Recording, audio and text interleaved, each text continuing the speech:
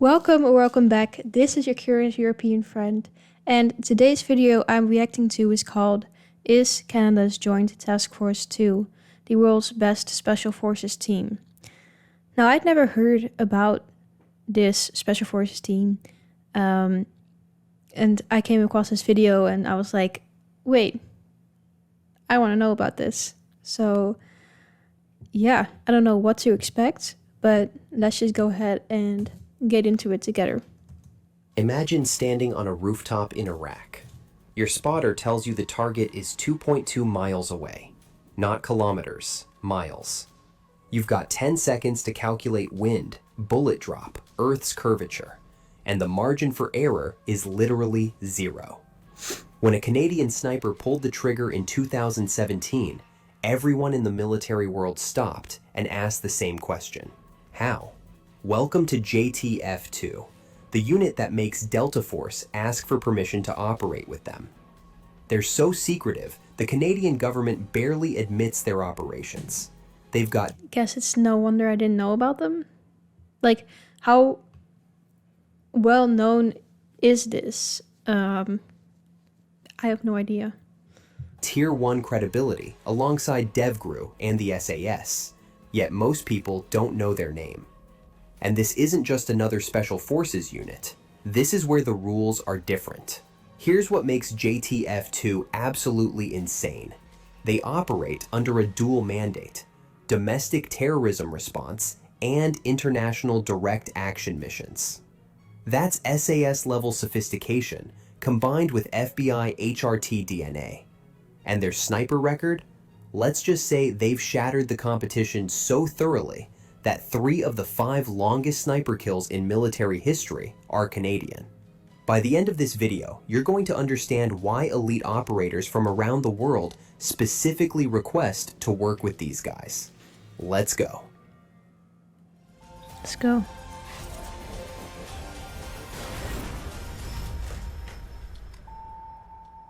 The grid. Most people don't know Canada has Tier 1 special forces. Here's why. They don't talk about it. JTF-2 wasn't born from a secret military bunker. It was born from the RCMP.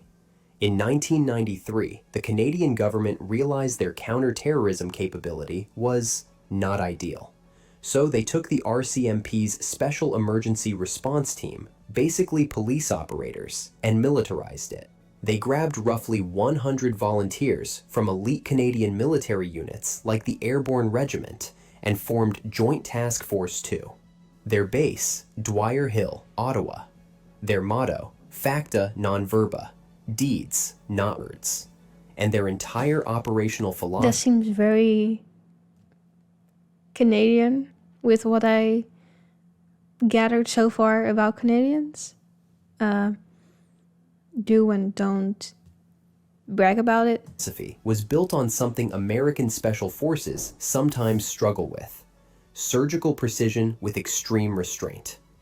The unit was designed to be small, elite, invisible. About 350 members. That's it. For context, JSOC has thousands. JTF-2? Smallest Tier 1 unit in the world. Every single person is a volunteer who passed a selection process so brutal that candidates train 12+ hours per week for a year before they even attempt it.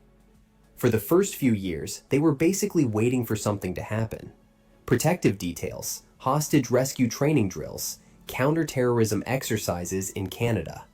Then 9/11 changed everything. December 2001. JTF-2 got the call nobody expected. Your unit is deploying to Afghanistan in direct combat in 6 weeks. About 40 operators boarded aircraft and became part of Task Force K-Bar, a coalition of special forces from 8 nations, including American Delta Force, SEAL Team 3, and British SAS. The Canadian government didn't even tell the public they were going. What happened next? Absolute mayhem. Between December 2001 and November 2002, Task Force K-Bar conducted 42 reconnaissance missions and direct action operations. And here's where it gets insane. JTF-2 operators specifically captured 107 Taliban leaders and killed 115 Taliban and Al-Qaeda fighters in 6 months.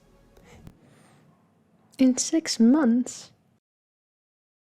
General Rick Killier later said these guys were world-class and in high demand. The U.S. command loved them because they had something American SOF sometimes lacks: extreme professionalism with zero collateral damage obsession. Maximum effort, minimum support. They worked alongside the U.S. 3rd Special Forces Group, and operators who deployed with them say the Canadians were relentless at capturing high-value targets. Not killing them, capturing them. That RCMP DNA meant something. Rules of engagement matter. Then came Operation Anaconda.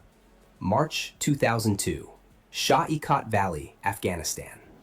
The American military was planning the largest combat operation in Afghanistan of the entire war. They needed reconnaissance teams inserted into caves south of Tora Bora, the exact place where Osama bin Laden might be hiding. JTF-2 got the call. They inserted with SEAL Team 3, German KSK, and New Zealand SAS. What they found Yeah, I don't know where SEAL Team 3 is from. in those mountains was nightmare fuel. 70 caves, 60 structures, 9 days of penetrating underground Al-Qaeda I positions. never really thought of that, like, you could also be doing all of that combat in caves. Like, that's next level. The shot that made them legends? That came later. But Operation Anaconda proved something.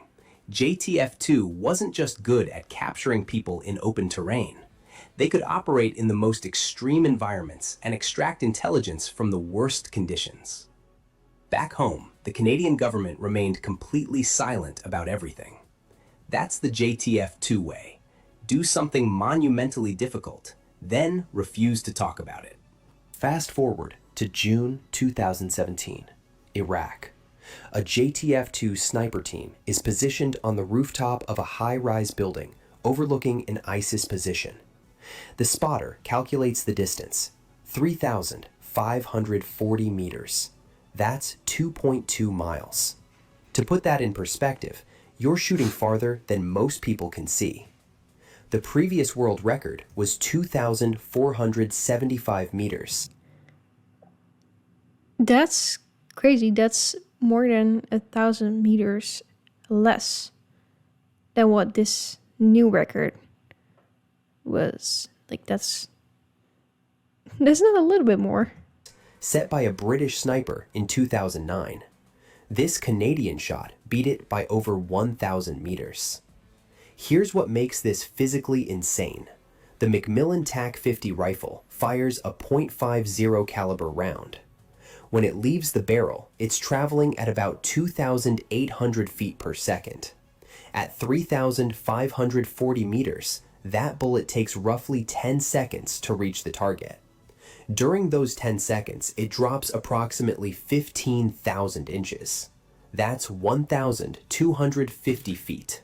The sniper had to calculate wind speed, which changes over 2.2 miles. Yeah. That's crazy. I never really considered that either. You have to like calculate all these things because of the wind and everything. That makes it even more impressive. Humidity, air density, the curvature of the earth, bullet ballistics over extreme distance, firing from an elevated position. The adjustments dialed into the scope, 113 mils of elevation, 6.5 mils of windage, and 1 shot. That's it. The Canadian Armed Forces confirmed it. The international military community went silent because they just watched someone do the impossible. But here's the thing, this wasn't a fluke. See, JTF-2 has a completely different organizational structure than American Tier 1 units. While Delta Force integrates snipers into assault teams, JTF-2 has an entire separate squadron dedicated solely to precision marksmanship. That means your snipers don't pull Overwatch duty and chase terrorists at the same time. They just get better at extreme distance shooting. That's why 3 of the 5 longest sniper kills in military history are Canadian. 3 out of 5. The previous Yeah, record holder, that's crazy. also Canadian. Rob Furlong set it in 2002 at 2,430 meters. Before that, Craig Harrison from Britain held it at 2,475 meters. Canada broke their own record, beat the British record, and held on to it. But the sniper record isn't even their most impressive operation. In 2006, 4 Christian peacemakers were kidnapped in Baghdad by a militant group called the Swords of Righteousness Brigade. 1 Canadian, 1 American, 1 British, 1 from somewhere else. The British SAS initiated Operation Lightwater to rescue them. And while the British Foreign Office and Pentagon both publicly acknowledged it, the Canadian government refused to confirm anything. JTF-2 operators worked alongside the 22nd SAS, conducting raids across Baghdad, gathering intelligence, and setting up the rescue. On March 23, 2006, the SAS went in. 3 hostages were extracted alive. Nobody officially admitted JTF-2 was there, but everyone in the special operations community knew. That's the JTF-2 model. Do something incredible. Say nothing. Move on. Over the years, operators have suspected JTF-2 involvement in Libya, Mali, Syria, and countless other places. The Canadian government has never confirmed any of it. That's not secrecy for secrecy's sake. It's operational security at the highest level. And now, they're expanding into the Arctic. Canada's asserting sovereignty in the north, and JTF-2 is leading those operations. Climate change is opening new waters, and geopolitical competitors are watching. That's a whole different mandate nobody talks about. Why they're different. Here's what separates JTF-2 from other Tier 1 units. First, they're small. That means everyone knows everyone. Institutional knowledge flows at a different level. Second, they have dual DNA, military and law enforcement. That RCMP heritage means they understand both combat and civilian operations. Third, their selection process is absolutely brutal. Candidates train for a full year, 12 plus hours per week, before selection even starts. We're talking rucking, swimming. But the number stays the same? Or do they get more people and it is expanding, but they just don't allow it to expand much? Or how do I see that? Because they say they're a small operation, but then they are training people. So it's like, do also people die frequently in these operations, or not at all? Or how does that work? If you know, then let me know. Phobia testing, heights, water, confined spaces, psychological evaluations, and CQB drills that would break most people. Fourth, they operate under rules of engagement that prioritize precision and restraint over overwhelming force. Maximize results, minimize support. And finally, the motto. Facta non verba, deeds, not words. It's not bragging, it's not media attention, it's results. If you're thinking about applying, minimum 2 years military service, regular forces.